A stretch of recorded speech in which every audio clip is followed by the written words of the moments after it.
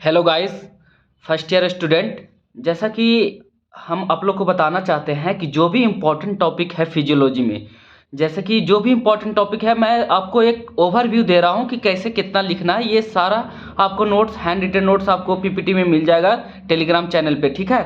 तो ये देखो, transport across the cell membrane है ये टॉपिक है। तो इसमें कैसे लिखना है, तो देखो डिफ्यूजन आ सकता है, एक छोटा टॉपिक है। तो ये सब ये देखो, ये पूरा पढ़ के जाना। तो डिफ्यूजन इसमें आ जाएगा। डिफ्यूजन का टाइप है simple diffusion and facilitated diffusion. Simple diffusion में क्या क्या लिखना है वो देखो यहाँ पे लिखा हुआ है। अब देखो इसमें अब आते हैं फैसिलिटेटेड डिफ्यूजन में। फैसिलिटेटेड डिफ्यूजन ओस्मोसिस एक अपना इंपॉर्टेंट टॉपिक है, ये भी पूछ सकता है। तो ये अपना पढ़ के जाना है। ओस्मोसिस क्या होता है, तो ये सिंपल टाइप ऑफ डिफ्यूजन होता है। इसमें ये डायग्राम देना, ओस्मोटिक प्रेशर का डायग्राम देना पूछेगा तो, ठीक है। एंड ओस्मोटिक प्रेशर ग्रेडियंट है, एक्टिव ट्रांसपोर्ट प्रोसेस है। ये सब किस में आ रहा है, सब इसमें आ रहा है, transport across the cell membrane में ही आ रहा है, ठीक है। तो आपको ओस्मोसिस, डिफ्यूजन, ऑस्मोटिक प्रेशर, ठीक है, एंड ये सारा चीज़ लिख के आना है। ये देखो, और एक्टिव ट्रांसपोर्ट प्रोसेस, ठीक है। तो ये एक्टिव ट्रांसपोर्ट प्रोसेस भी important, various primary active transport process and secondary active transport process, ठीक है। देखो यहाँ पे प्राइमरी हो गया, सोडियम पोटासियम पंप हो गया, सेकेंडरी एक्टिव ट्रांसपोर्ट हो गया, ये कैरियर टाइप हो गया। तो ये तो इंपॉर्टेंट एक हो गया अपने आप में। तो ये लिख के आना है आपको, ठीक है। ये जल्दी जल्दी मैं बता रहा हूँ इसलिए कि ताकि आप लोग को मैं बताता हूँ कि लिखना कैसे है, ठीक है। और बाकी सारा पीपीटी वहाँ भेजा हुआ है टेलीग्राम पे, तो आप लोग ढूंढ के लिख सकते हो। बॉडी वाटर फ्लूइड है, ये ज़्यादा इंपॉर्टेंट नहीं है, इसको छोड़ो, ठीक है। मेम्ब्रेन पोटेंशियल ये बहुत इंपॉर्टेंट टॉपिक है। तो जैसे लिखा हुआ इस तरह से लिख के आना, डायग्राम पर ड्रा करके आना है, ठीक है।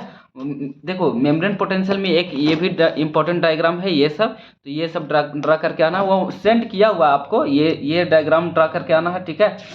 और फिर अब ब्लड में आते हैं। तो ब्लड वाला में ये ज़्यादा इंपॉर्टेंट यहाँ पे नहीं है। आरबीसी का फॉर्मेशन इरेथ्रोपोइसिस है। तो इरेथ्रोपोइसिस आपको आप बुक से पढ़ लीजिएगा, इसमें शायद नहीं लिखे हैं। जीआईटी में देखो, जीआईटी में आपसे क्या पूछेगा, जीआईटी में डायरेक्ट आपसे हार्मोन पूछेगा, लीवर पूछेगा, ठीक है। पेनक्रियाज पूछ सकता है, ठीक है। पेनक्रियाज पूछेगा तो आपको ये पूरा पेनक्रियाज लिख के आना है, भेजा हुआ टॉपिक, ठीक है।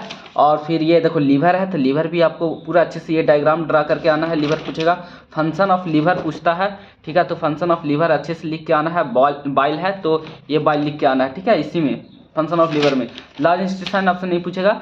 रिस्पायरेटरी सिस्टम में आते हैं। तो रिस्पायरेटरी सिस्टम में यार देखो, इसमें मैकेनिज्म ऑफ रिस्पायरेशन पूछता है। तो ये बस एक पेज लिख के आना है, mechanism of respiration, acceleration and inhalation, ठीक है। तो ये चीज़ आपको लिख के आना है। फटाफट मैं समझा रहा हूँ। और ये देखो लंग्स वॉल्यूम कैपेसिटी उसी में लिख देना है जब ये मैकेनिज्म ऑफ रिस्पायरेशन पूछेगा तो, ठीक है। और फिर ये छोड़ देना, ये मत लिखना तुम, ठीक है। अब आते हैं ट्रांसपोर्ट। ये वेरी इंपॉर्टेंट है, ये 100% क्वेश्चन है, गेस किया हुआ।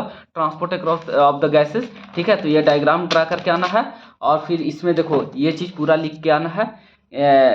Carrying of the O2 into the blood, combination of with the haemoglobin, ठीक है। ऑक्सीजन कैसे कंबाइन करता है haemoglobin, हेल्डन effect and Bohr effect, ये पूरा डायग्राम ड्रा करके आना है, ठीक है। जैसे कह रहे हैं वैसे पढ़ के आना है, लिख करके, ठीक है। और फिर ये लिख लेना, ये छोटा मोटा इसी में है, इसमें लिख लेना। और अब देखो, अब आता है रेगुलेशन। रेगुलेशन वाला में ये डायग्राम, ये देखो तीनों, respiratory centre, afferent nerve and efferent nerve, ठीक है। तो ये चीज़ लिख करके आना है आपको, ठीक है। और फिर ये देखो, ये तो पूरा ही इंपॉर्टेंट है। रेगुलेशन और रिस्पायरेशन जितना मैंने भेजा है वहाँ पे, वो पूरा ये दोनों डायग्राम इंपॉर्टेंट है। पोंटाइन सेंटर, ये सब ये लिख करके आना है, ठीक है। केमिकल रेगुलेशन है, न्यूरल रेगुलेशन है, ये चीज़ लिख करके आना है आपको। और फिर इसमें छोड़ना है ये सब। एंड हाइपोक्सिया इंपॉर्टेंट टॉपिक है। तो हाइपोक्सिया में यार देखो बस 2 पेज है, ये पेज और ये पेज वहाँ भेजा हुआ है, तो आप लोग देख लेना, लिख लेना, ठीक है। मैं बस समझा दे रहा हूँ आप लोग को। बहुत सारे बच्चे बोल रहे हैं कि बता दीजिए क्या क्या लिखना है। कार्डियोवास्कुलर सिस्टम में यार ये हार्ट का स्ट्रक्चर देख लेना आप लोग अच्छे से, ठीक है। और पेस मेकर देख लेना। अब कार्डिक साइकिल देखो थोड़ा इंपॉर्टेंट है, लेकिन ये थोड़ा हार्ड भी लिखा हुआ है।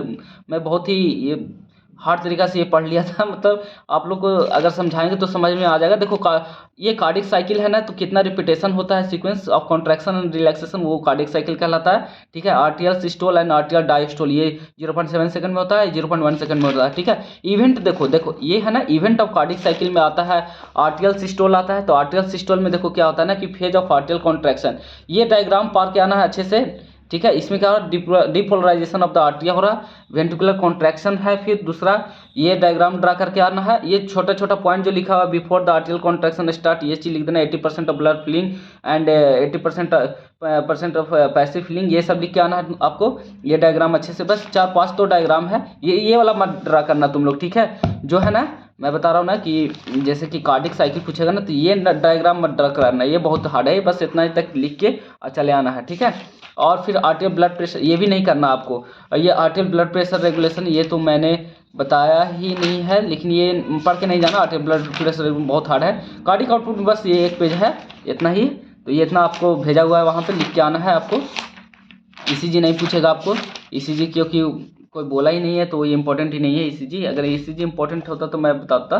किडनी में है या देखो, किडनी में आपको देखना ये है कि मतलब सभी बच्चे, नेफ्रॉन सबसे इंपॉर्टेंट है, तो नेफ्रॉन पढ़ के जाना। देखो यहाँ पे नेफ्रॉन है, ये देखो नेफ्रॉन के ये डायग्राम ड्रा करना है, ठीक है। ये डायग्राम ड्रा करना है, ये डायग्राम ड्रा करना है नेफ्रॉन में, ठीक है। ये डायग्राम ड्रा करना है, ठीक है। पीसीटी डीसीटी ये सब लिख के आना है। जक्स्टाग्लोमेरुलर अपैरेटस वेरी इंपॉर्टेंट, 100% ही पूछा जाएगा अगर पूछेगा तो।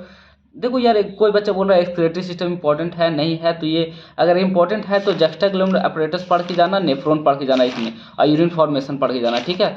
और बाकी इधर तो इतना ही है, और जो भी है छोटा मोटा टॉपिक जैसे कि मैंने बताया है, ठीक है। मैंने क्या बताया था ये वाला सेल मेम्ब्रेन स्ट्रक्चर, तो सेल मेम्ब्रेन स्ट्रक्चर अच्छे से पढ़ के जाना, इसका भी भेजा हुआ है, ठीक है। फ्लूइड मोज़ेक मॉडल इसी में आता है, ठीक है। और बाकी सारा तो बता ही दिया हूँ मैं, एक ओवर भी दिया हूँ। अब बाकी आप लोग को जैसे बताया वैसे इसी तरह लिखना है। Thank you for watching my video. जितना ज़्यादा से ज़्यादा आप शेयर कर सकते हैं इस वीडियो